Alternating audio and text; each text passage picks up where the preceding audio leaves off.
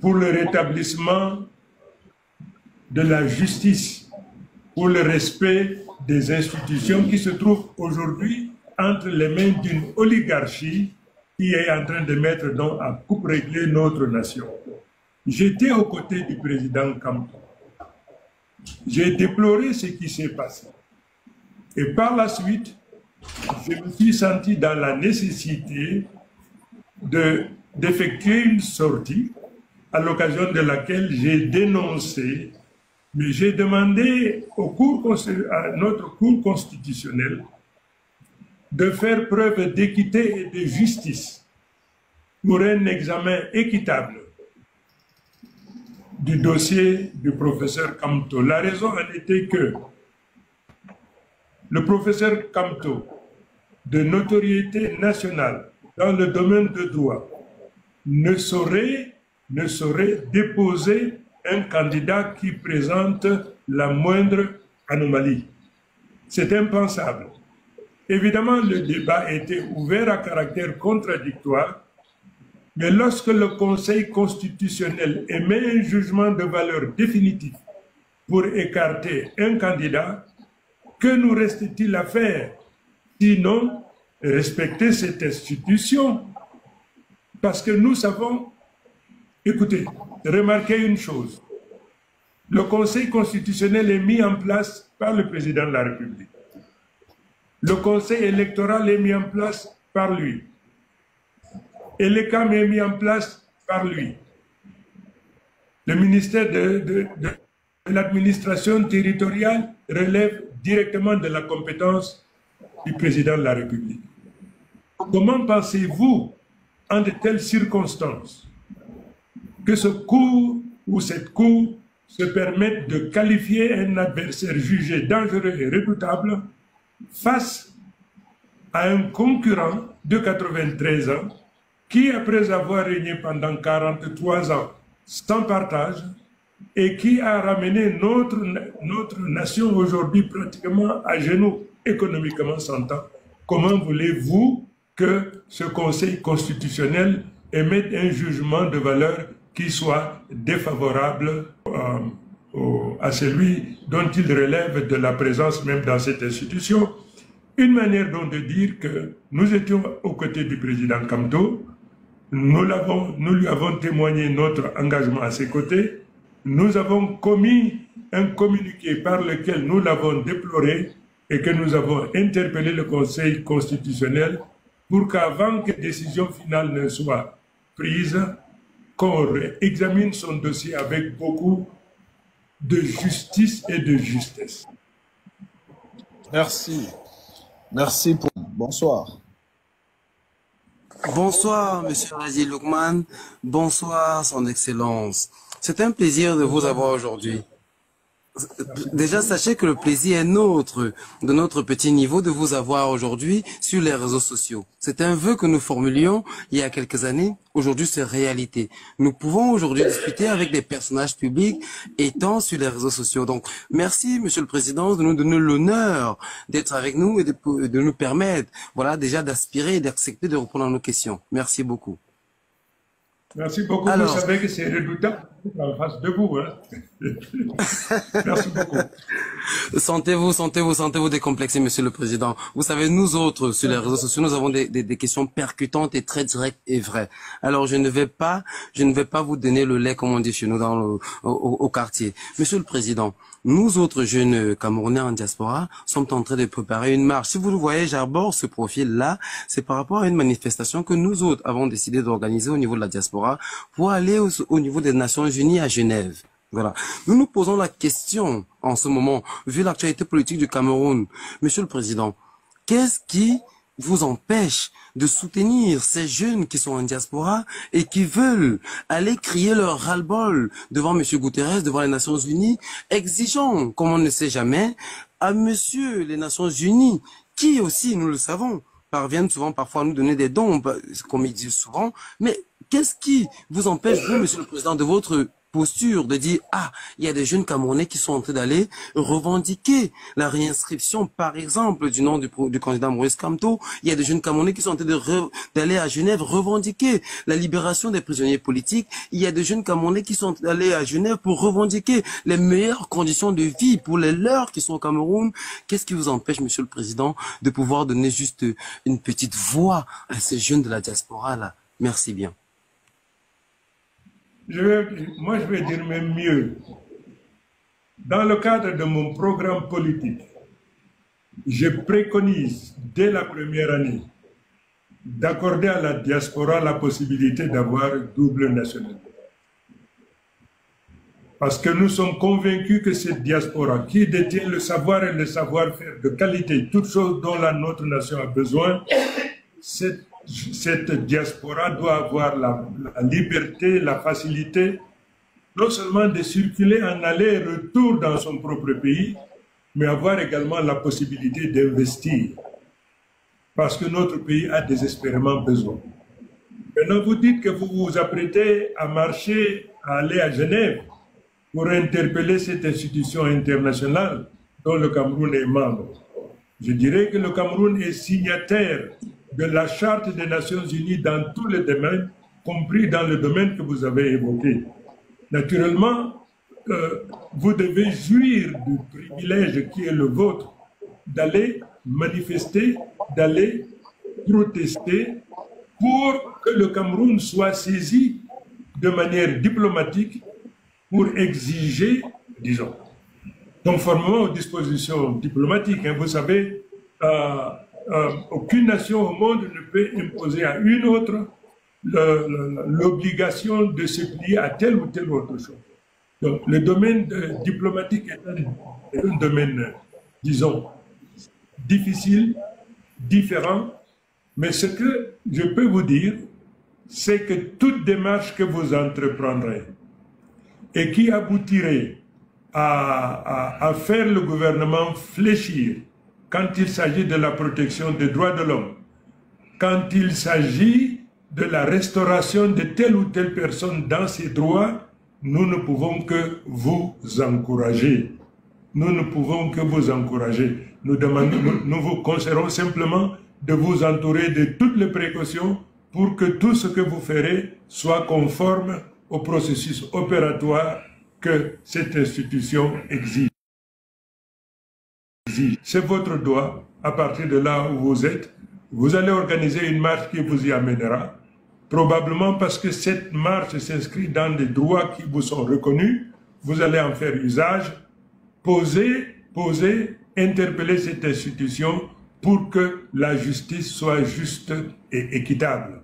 Au lieu d'être une justice au service de ce que nous appelons aujourd'hui une oligarchie, il faudrait que la justice soit juste et équitable pour tout le monde. Merci pour donner la parole. Bonsoir, Son Excellence. C'est un plaisir pour nous de vous poser la question. Moi, c'est Kamel Kodja. Je suis un activiste qui réside en Belgique. Excellence, j'ai une question parce que comme Allah a dit qu'il a passé le temps, j'avais 2 ou 3, mais je vais poser une seule question. Nous sommes je veux par là vous demander quelles sont les assurances, parce que nous c'est ce que le peuple camerounais attend. En fait, Excellence, c'est qu'au soir du 12 octobre, que nous ayons les tendances, les résultats. Est-ce que, Excellence, vous serez prêt, ou bien est-ce que vous êtes prêt qu'au soir du 12 octobre, vous n'allez pas rester silencieux, attendre le résultat de Clément Atangana, que nous connaissons déjà pour qui il roule? Est-ce que vous serez capable de défendre le vote des Camerounais, certainement, si c'est vous qui êtes élu? Est-ce que vous serez capable de dire, comme vous l'avez fait sur un post Facebook, que vous avez tout gagné de votre vie, vous n'avez pas faim, vos enfants sont bien situés?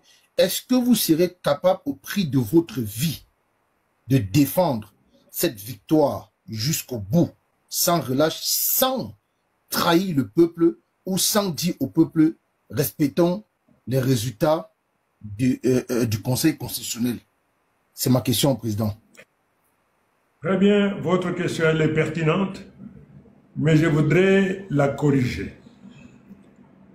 Quelque part, on a dit que Chiroma a dit qu'il est rassasié, qu'il a mangé, que ses enfants sont situés. C'est complètement faux. C'est un fake. Par courtoisie, par décence. Quelle que soit l'opulence qui aurait pu être mienne, par décence, je ne me permettrai pas de dire des propos outrageants, surtout à l'endroit de ceux qui sont dans le besoin, dans la nécessité. Ça, c'est des propos qu'on m'a prêté.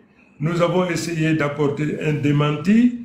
Je constate que cela est gravé malheureusement dans l'esprit de beaucoup de gens. Je saisis donc cette opportunité pour dire que ces propos ne viennent pas de moi. Par décence, par politesse, par respect de l'autre, je n'ai rien à exhiber, voyez-vous. Et puis de toute manière, ma vie est faite de partage et de sobriété. Ma vie est faite de partage et de sobriété. Voyez-vous, que tous ceux qui me connaissent savent que je n'ai jamais mangé seul et je ne mangerai jamais seul. Parce que moi, je ne suis épanoui et bien que quand je suis en immersion avec le peuple. Maintenant, pour revenir à votre question, le changement n'est pas voulu par Chiroma. Le changement est voulu par le peuple.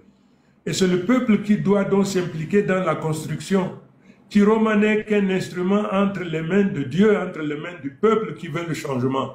L'engagement que j'ai pris, non seulement de gagner dans les urnes, mais également de mobiliser toute la nation pour que le résultat qui sortira des urnes soit celui qui sera prononcé par le Conseil constitutionnel. Et cela nécessite effectivement la mobilisation de tous les instants. Vous savez, un individu c'est fragile, mais un peuple c'est invincible, c'est éternel. Aussi longtemps que nous serons donc des instruments entre les mains de Dieu et du peuple, nous demeurerons invincibles. Je serai donc au sein du peuple, je serai donc parmi le peuple. La victoire qui sortira des urnes sera celle qui sera également proclamée par le Conseil constitutionnel. Le peuple est là, le peuple est vigilant. Il n'acceptera aucun résultat qui soit différent de celui qui sortira de la volonté du peuple telle qu'exprimée dans les urnes. Merci, excellent. Merci, Aladi. Aladi, il y a Sandy de Boston qui voulait monter. Oui, et qu'il demande, je ferai monter. Oui, après la dame, s'il te plaît, parce que je ne sais pas pourquoi mon réseau refuse là. Ok, vas-y. Sandy de Boston, bonsoir. Bonsoir Aladi, bonsoir Président, et bonsoir aux 910 Camerounais qui nous suivent en ce moment. Mes hommages à vous, madame, et bonsoir à tout le monde. Merci. Alors, je vous appelle comme ça affectueusement Papa Tiro, Papa Tiro Chou, notre papichou. Madame de le savoir. Bonheur, merci beaucoup. Merci. C'est un honneur de partager votre panel et de vous adresser nos questions. Merci de vous prêter à ce jeu de communication moderne qui va directement à l'endroit de la jeunesse camerounaise. Et puisque le temps qui nous est imparti est très court, je vais vous poser une seule question, Président. Allons-y. Président, est-ce que vous êtes prêt à tout faire pour qu'il y ait une coalition gagnante? Cette coalition tant demandée par le peuple, cette coalition qui, à coup sûr, va mettre le régime à terre. Est-ce que vous êtes prêt à mettre votre ego, votre ressentiment, votre douleur? Parce que nous savons l'histoire, mais nous n'allons pas revenir là-dessus parce que l'heure est à la construction. Président, est-ce que vous allez donner cette coalition au peuple? Écoutez, le peuple, dans ses profondeurs, cela a été exprimé sans équivoque, que le peuple veut le changement. Et ce changement interpelle toute la société, toutes les composantes de la classe politique, la société civile, et même ceux qui ont la responsabilité de construire cette élection. C'est toute la nation qui est interpellée par le col de la nation. Nous voulons le changement. Mais en particulier, il y a un corps qui a la lourde responsabilité de le construire, dès lors qu'une disposition de la Constitution dit que les partis politiques concourent à l'expression du suffrage universel. Donc il appartient donc aux partis politiques, pas à un parti politique, aux partis politiques de s'organiser pour que ce changement soit une réalité, c'est-à-dire de préférence que toute la classe politique se mobilise pour présenter un candidat consensuel à la nation. Voilà ce qui est attendu du peuple. Maintenant, vous me posez la question de savoir si je suis prêt à mettre de côté l'ego et ainsi de suite. Je suis un acteur parmi tant d'autres. Nous comprenons notre responsabilité. Elle est connue, elle est comprise. La classe politique aujourd'hui s'évertue probablement par cercle concentrique, c'est-à-dire par approche successive. Il faudrait absolument qu'on arrive à quelque chose. Il y a déjà eu beaucoup de tentatives. Il y en aura encore jusqu'au jour, jusqu'au 10, jusqu'au 8, jusqu'au 9, je ne sais pas, jusqu'à ce qu'on puisse éventuellement dégager un candidat consensuel. Mais si d'aventure tel n'était pas le cas, chère madame, je suis porteur de 2 expériences qui étaient malheureuses. J'ai été l'un des pères fondateurs de la coordination des partis politiques de l'opposition. Là, l'opposition avait le pouvoir entre les mains.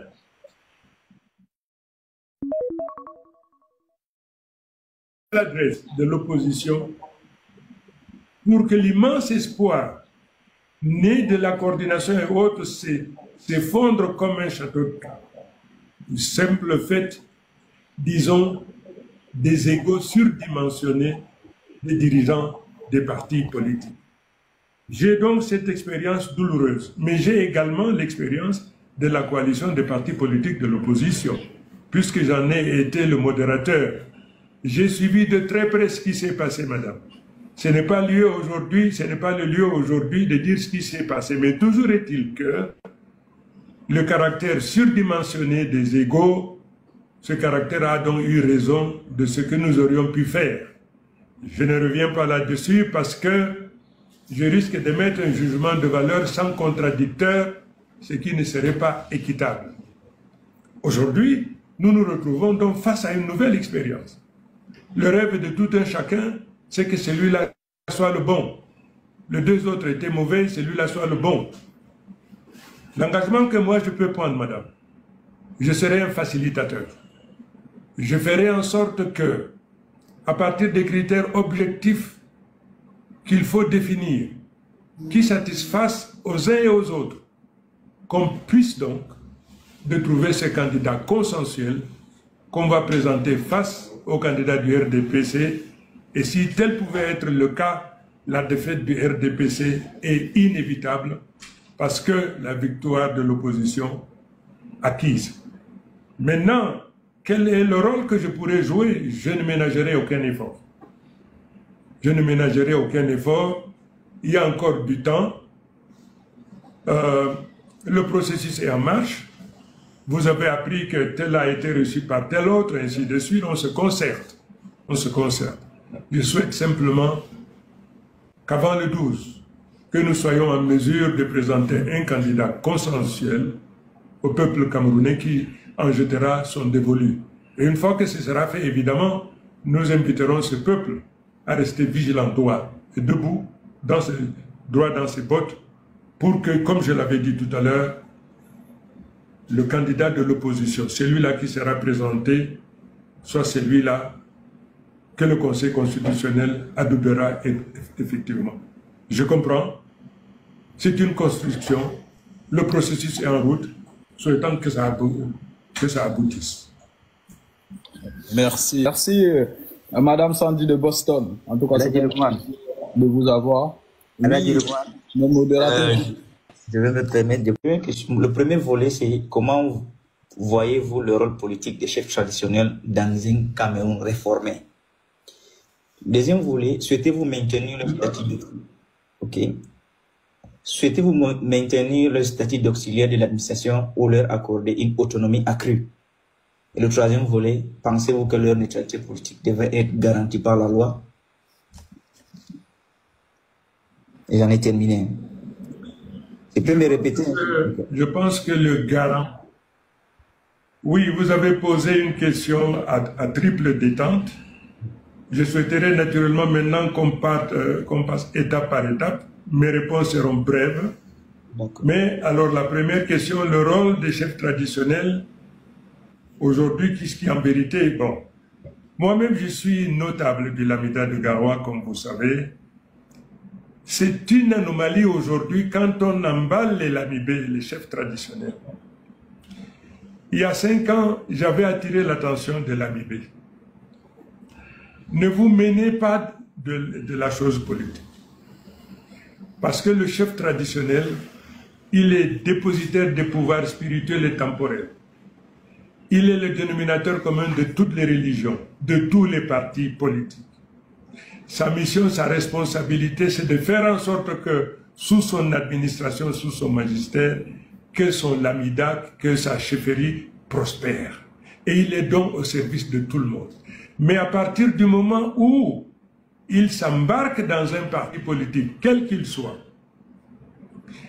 il aura donc indirectement décidé de mettre en jeu le respect, l'honneur du lamida. Et c'est excessivement grave. Cas d'école, supposons que le lamido de Garoua, aujourd'hui, dont je suis notable, prend position pour défendre le candidat du RDPC. Et bien qu'il ne soit pas surpris que Tiroma, qui est candidat à l'élection présidentielle, s'insurge contre son discours et dise que, attention, Majesté, ce que vous êtes en train de dire, c'est des conneries. Est-ce que c'est normal que le notable du Lamido dise, urbi et urbi, devant tout le monde, que le discours de Lamido est un discours attentatoire aux intérêts du peuple? C'est une anomalie. Donc, à mon avis, cette question est une question fondamentale. Maintenir nos chefs traditionnels à l'écart de la chose politique, c'est de préférence. Je prends l'exemple de la population de l'Ouest. L'Ouest et le Septentrion, nous avons à peu près les mêmes traditions en matière de chefferie traditionnelle. Aujourd'hui, nous constatons qu'au niveau de l'Ouest, le chef a un pouvoir, j'allais dire transcendant, sinon transcendantal. C'est-à-dire que le chef, il est le chef de tout le monde, indépendamment des partis politiques. Est-ce à dire qu'il a une coloration politique? Ça ne se ressent pas. Ça ne se ressent pas. Donc, moi personnellement, je me sens mal à l'aise de me trouver dans la nécessité d'interrompre mon chef traditionnel pour lui dire, attention, Lamido, ce que vous dites n'est pas exact. Parce que vous savez, la politique est un métier extrêmement difficile, un métier dur, où on peut vous qualifier de tous les noms d'oiseaux.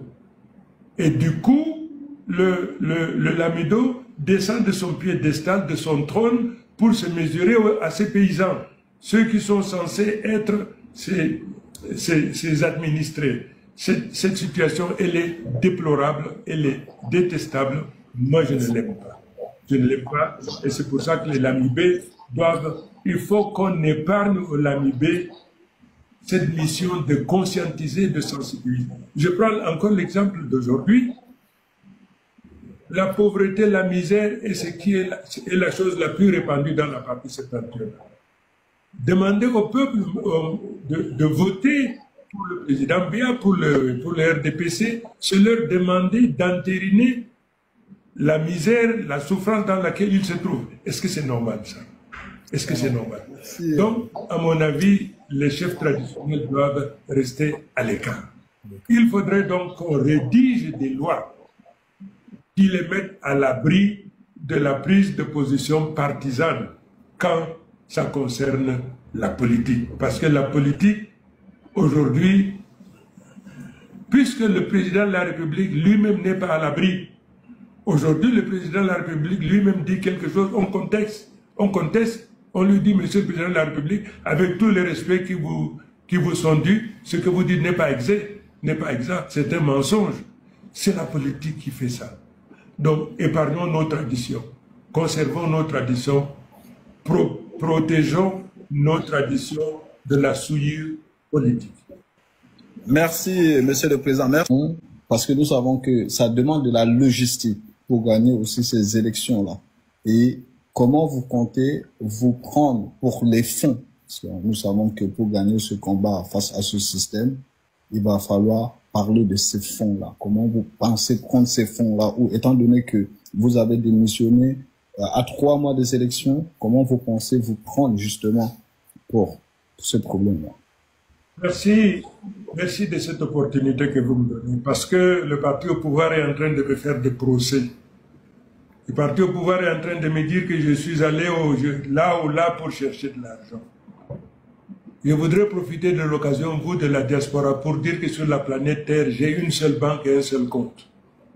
Une seule banque et un seul compte. Qu'ils aillent chercher partout où ils voudront.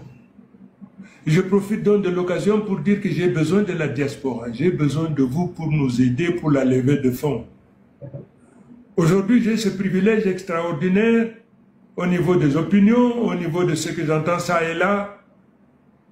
J'incarne beaucoup de choses, j'inspire beaucoup, fort de mon expérience. Sauf qu'il me faut des moyens. Ces moyens, je ne les ai pas. Je profite donc de l'occasion pour demander à la diaspora de m'aider, de nous aider à lever des fonds pour financer cette campagne. Nous avons encore une trentaine de jours. Vous savez, nous avons jusqu'à 35 000 bureaux de vote.